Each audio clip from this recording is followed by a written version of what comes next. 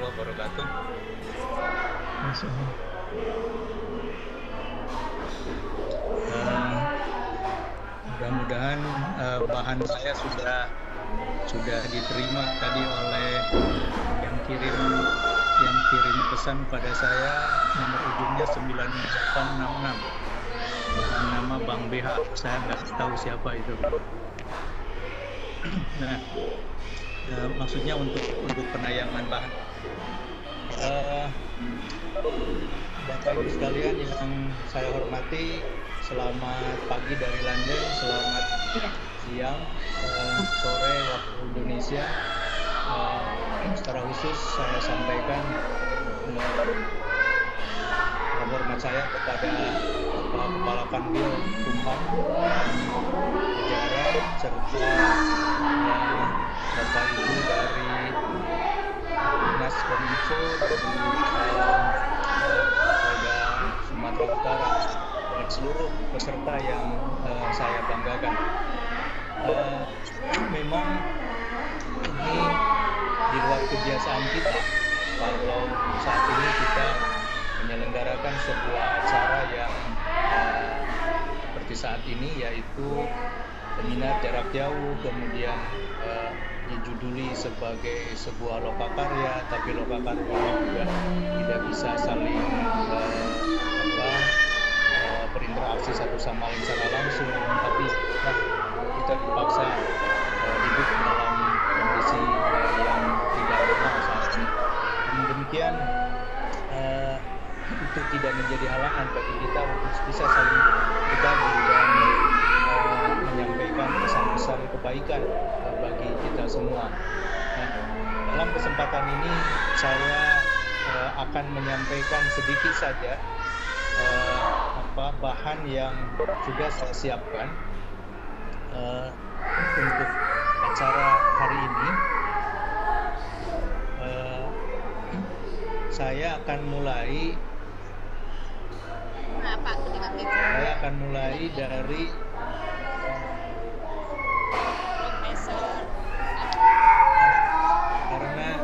karena topiknya terkait dengan model resolusi kebahasaan. Saya akan menyampaikannya ini sebagai sebuah refleksi pengalaman. Mengapa saya mulai dari sana? Ini yang menjadi alasan kuat saya, karena hampir lebih dari 17 tahun terakhir ini saya berkecimpung banyak di dalam urusan-urusan yang terkait dengan penanganan kasus kebahasaan bersama dengan para penegak hukum di Indonesia, apakah itu dengan Bareskrim atau dengan Polda atau dengan Polres. Nah, di berbagai wilayah, tergantung saya diundang ke pihak mana begitu. Nah, Bapak Ibu sekalian, topik pada pagi hari ini yaitu tentang konflik. Saya ingin sampaikan pertama, apa sih sebetulnya hakikat konflik, dan nanti kita akan bicara tentang konflik kebahasaan. Secara definisi di dalam KBBI kita yang edisi kelima, konflik itu disamakan dengan percekcokan atau perselisihan atau pertentangan. Nah, ini adalah definisi leksikal sebagai sebuah cara bagi kita untuk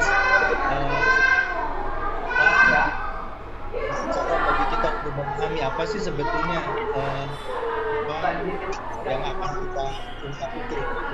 Nah, ini juga menjadi bagian dari kita ketika kita akan membuat analisis linguistik terkait dengan konflik kebahasaan. Maka langkah pertama itu cari dulu sih definisinya, apa sih sebetulnya yang terungkap di dalam tuturan itu. Topiknya hari ini adalah tentang konflik dan konflik kebahasaan. Secara istilah, ya, saya mendefinisikan konflik itu sebagai keadaan, ya, konflik itu sebagai sebuah situasi, kondisi, atau keadaan ketika fakta atau imajinasi tidak sejalan dengan pikiran, perasaan, hasrat, dan harapan pihak yang terserah. Artinya di sana akan ada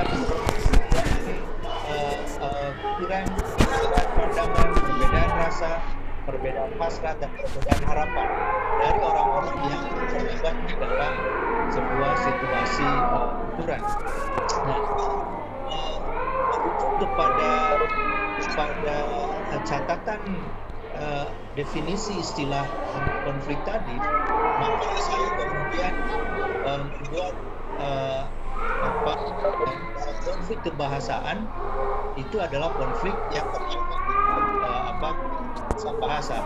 Hal ini saya sebutkan sebuah konflik yang timbul akibat adanya ujaran dari berlawanan dengan wajah positif dan atau wajah negatif mitra tutur atau pihak yang dirujuk dalam tuturan tersebut. Karena bisa saja seorang penutur itu merujuk pada orang yang bukan mitra tutur, dia sedang membicarakan orang lain. Nah, maka saya sebut di situ bisa mitra tutur atau bisa pihak yang dirujuk di dalam tuturan tersebut. Nah, mengapa saya sebut di sini juga berlawanan dengan wajah positif atau wajah negatif? Ini sesuai dengan konsep yang dikemukakan oleh Brown Levinson ya, sudah sejak lama, bahwa kita sebagai manusia itu dibekali atau memiliki dua sisi wajah, yaitu sisi wajah positif ketika kita ingin dihargai, ingin disanjung, ingin dihormati, ingin diberikan penghargaan oleh pihak lain. Nah, sementara di sisi lain kita punya wajah negatif atau negative face, itu ketika kita tidak mau diganggu oleh orang lain, kepentingan kita tidak mau dihambat oleh orang lain, kita tidak mau dihina oleh orang lain. Nah, ini adalah sisi wajah negatif kita, dan ini tidak ada kaitannya dengan negatif itu jelek, positif itu baik, tidak ya. Tapi bagaikan ini bayangkan saja sebagai dua kutub ya, kutub listrik misalnya, ada kutub negatif, ada kutub positif. Nah, kemudian itu sebenarnya ya terkait dengan perang bahasa ya. Jadi konflik itu terkait dengan perang bahasa. Lalu apa sih sebetulnya perang bahasa itu? Nah, perang bahasa itu artinya kita menggunakan bahasa ya, sebagai sebuah alat atau senjata yang dipakai untuk menyerang ya kepentingan pribadi atau kelompok yang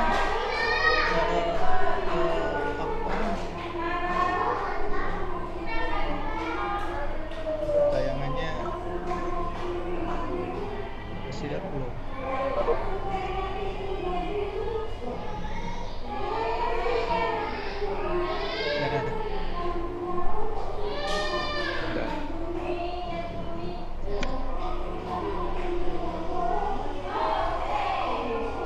Nah, perang bahasa itu sesungguhnya adalah menggunakan bahasa secara sengaja. Jadi sesuatu atau sebuah ujaran akan dikatakan sebagai penciptaan konflik atau menciptakan perang bahasa ketika dia menggunakan bahasa itu secara sengaja.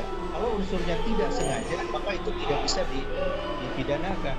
Nah, maka harus ada unsur kesengajaan. Jadi sengaja sebagai alat atau senjata oleh seorang penutur atau penulis untuk kepentingan dirinya atau kelompoknya dengan tujuan menyerang gagasan, pikiran, perilaku, kehormatan atau kondisi fisik seseorang atas kelompok mitra tutur, baik dilakukan secara langsung maupun tidak langsung. Nah, ini saya definisikan sebagai perang bahasa. Jadi perang bahasa itu adalah menggunakan bahasa. Saya ulangi, menggunakan bahasa secara sengaja sebagai alat atau senjata oleh seorang penutur atau penulis untuk kepentingan dirinya atau kelompoknya dengan tujuan menyerang gagasan, perilaku, kehormatan, atau kondisi fisik seseorang atau sekelompok mitra tutur, baik dilakukan secara sengaja, secara langsung maupun tidak langsung. Nah, itu definisi dari perang bahasa. Ya. Kemudian Berikutnya ada beberapa jenis perang bahasa. Nah, ada beberapa jenis perang bahasa. Slide-nya, salindianya bukan yang itu, yang sebelumnya.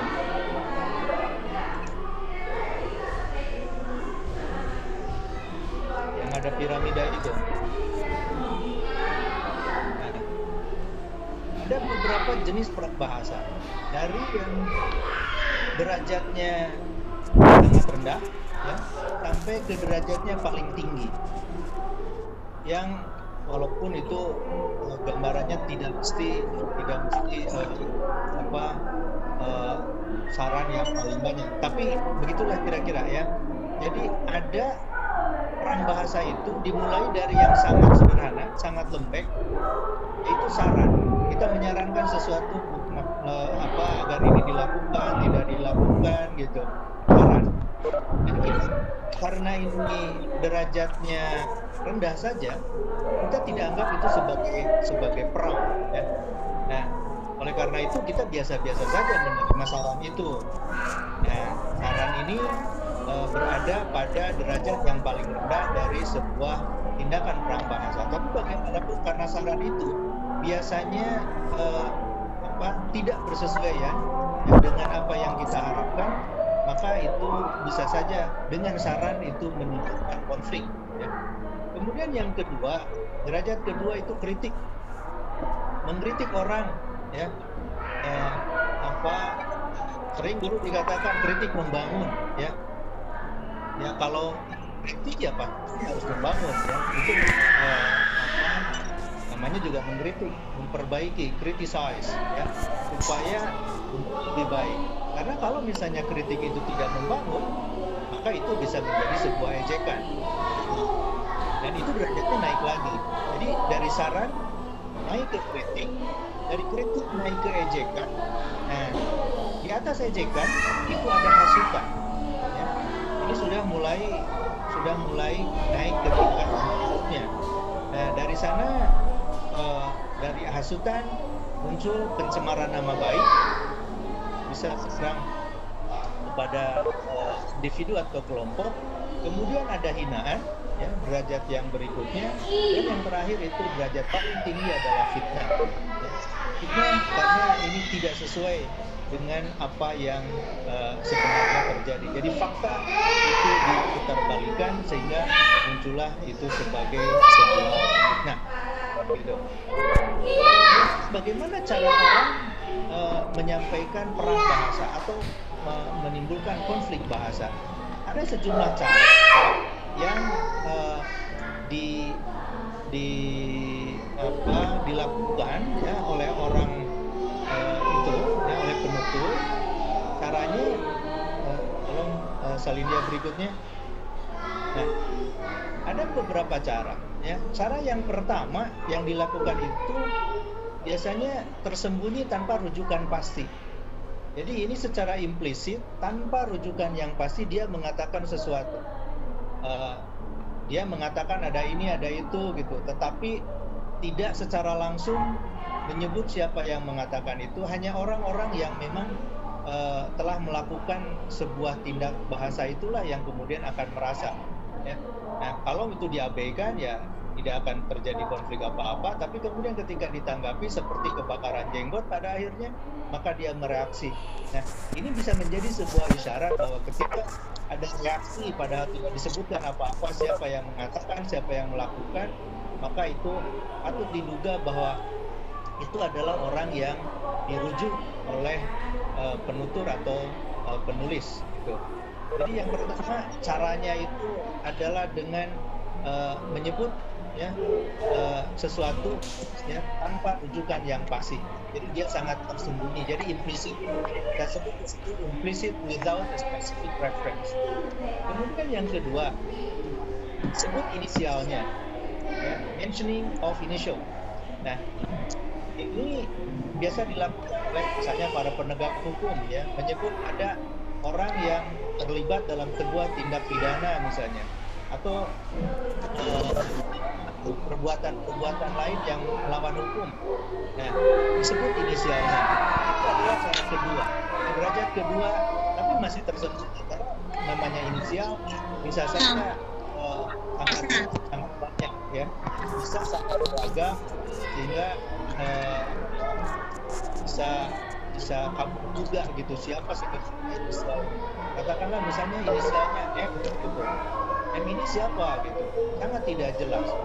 Ketika misalnya MN, nah sudah mulai MN, tapi MN itu bisa banyak juga, bisa tanpa kepastian siapa sih. Semua orang yang memiliki nama MN, apakah MN itu M-nya kata nama pertama, M-nya nama kedua, atau MN itu nama huruf pertama dan huruf tiga misalnya, atau huruf pertama dan huruf terakhir dari sebuah nama, itu juga masih sangat kabur. Kemudian yang ketiga, ya, cara orang untuk menyatakan perang bahasa itu dinyatakan ciri-ciri umum pihak yang dimaksud. Jadi ada ciri-ciri umum yang dimasukkan, misalnya rambutnya begini, matanya begini, kemudian tinggi badannya segini gitu, warna kulitnya begini, kemudian kacamata atau tidak gitu, giginya ompong atau tidak, kemudian hidungnya pesek atau pancung gitu, dan sebagainya. Kalau misalnya dia itu berjanggut atau tidak, kalau perempuan berjilbab atau tidak, rambutnya pendek atau tidak, keriting atau lurus, dan itu dijadikan cara untuk mengacu pada seseorang begitu atau sekelompok. Kemudian yang keempat itu menyatakan ciri-ciri khusus pihak yang dimaksud. Nah ini sudah semakin spesifik. Misalnya cara berbicaranya begini, sampai segala macam yang sangat mengarah kepada pihak yang dituju gitu, termasuk misalnya menyebutkan jabatannya, posisinya di mana, kementerian apa, di perusahaan apa. Nah, ini sudah semakin mengarah, maka orang akan bisa menjadi lebih mudah untuk mengidentifikasi pihak yang dimaksud. Dan yang terakhir, tanpa tedeng aling-aling gitu ya, orang bisa menunjuk secara langsung pihak yang dimaksud. Misalnya yang dimaksud itu adalah si A, maka sebutlah si A itu dengan namanya, ya, sekaligus mungkin dengan jabatannya, sekaligus dengan tempat tinggal dia, dengan segala macam atribut yang melekat pada dia.